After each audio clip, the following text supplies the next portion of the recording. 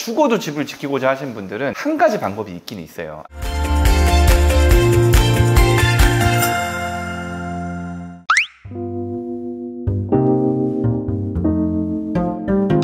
안녕하세요, 김민성 변호사입니다.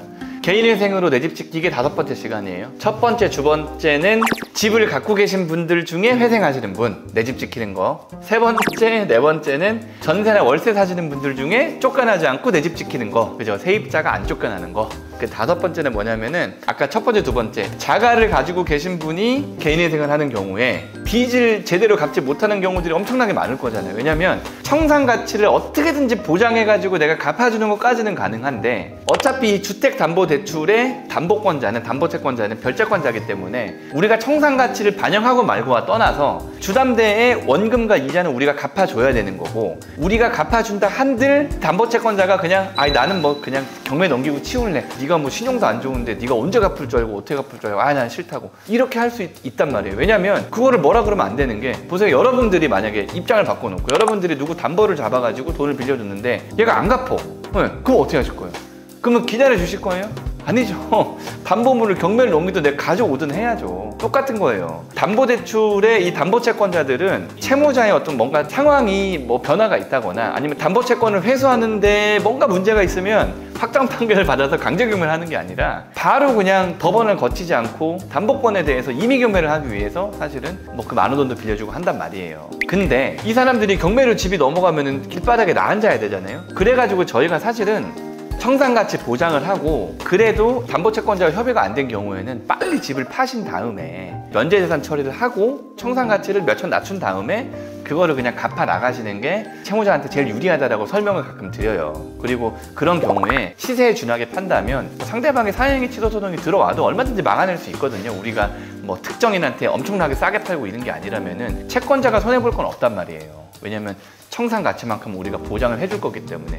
다만 채무자 입장에서는 소액 임차 보증금 정도는 깎아낼 수 있으니까 그게 훨씬 유리할 거예요. 항상 말씀드리는데, 그게 아니라 죽어도 집을 지키고자 하시는 분들은 한 가지 방법이 있긴 있어요. 아까 뭐 대환대출이라든가 이런 거 말고 법적으로 정해놓은 한 가지 방법이 있는데, 그게 이제 주택담보대출 채무재조정이에요. 이게 뭐냐면 신용회복위원회랑 7개의 법원이 협약을 맺었어요.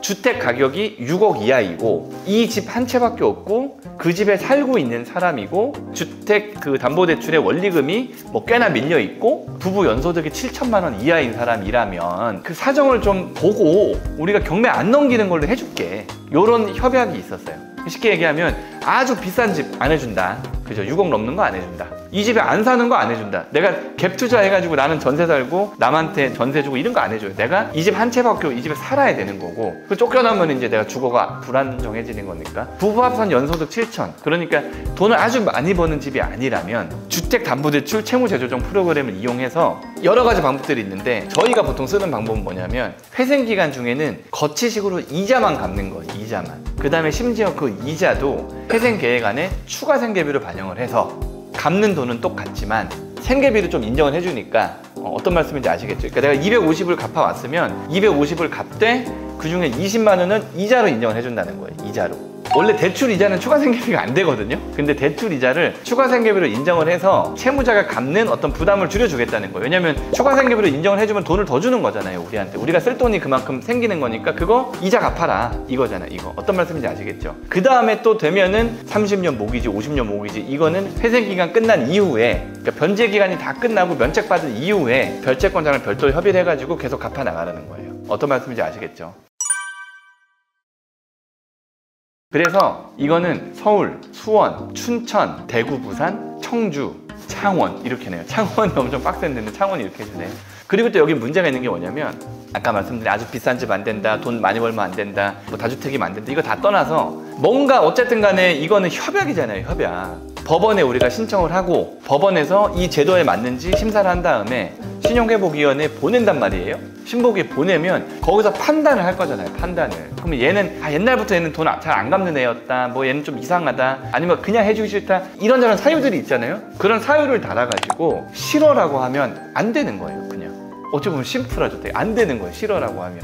다만 서울이나 수원 아니면 각급 법원에서 판사님들이 해당하는 신용회복위원회 어떤 지사에 이렇게 한번 해보세요라고 해서 보냈는데 아무 이유 없이 안 되면 그런 협약을 뭐하러 맺었겠어요. 그렇기 때문에 많은 경우는 해주는 경우들이 있지만 어쨌든 간에 어떤 사유로, 왜냐면 이런 채무재조정 프로그램을 인정해줄지 안 해줄지는 담보채권자가 담보물을 실행할지 안 할지는 담보채권자가 정하는 거기 때문에 회생계획안에 의하지 않고, 그렇기 때문에 이런 제도가 있기는 있고 활발하게 하기는 하지만 결국에는 개인회생이나 이런 것처럼 강제할 수 있는 제도가 아니기 때문에 너무 여기에 기대하시는 거는 별로인 것 같아요. 구독과 좋아요 눌러주세요. 실무적으로 봤을 때는 회생에 들어와서 채무재조정 프로그램 했을 때 한 50% 정도로 인가가 됐던 것 같고요.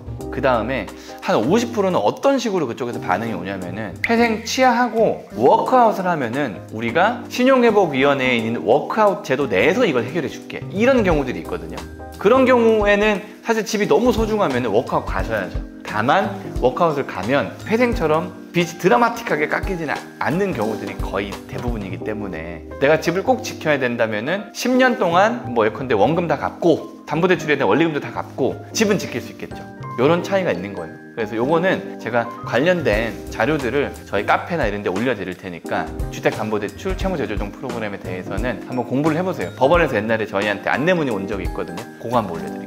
아시겠죠? 내 집을 꼭 지켜야 되시는 분들이 있다면 이런 프로그램이 신용회복위원회랑 회생법원에서 협약한 프로그램이 있다는 걸 소개해드리려고 오늘 영상을 찍었습니다. 이 마지막으로 결제권이랑 뭐 청산가치랑 질권이랑 이런 말들 되게 어렵잖아요. 어렵기 때문에 그냥 뭐 좀 애매하다 그러면은 그냥 전화하시면 돼요. 저희한테 전화하시거나 이거를 댓글로 치는 것도 여러분들 어려울 거예요. 댓글로 치는 것도. 왜냐면 정확한 자료가 있어야지 제가 답변을 해드리는 거지, 정확한 자료가 없으면 답변하기 힘들잖아요. 그죠? 저희 사무실로 전화하시면 될 거예요. 1670-1623입니다. 감사합니다.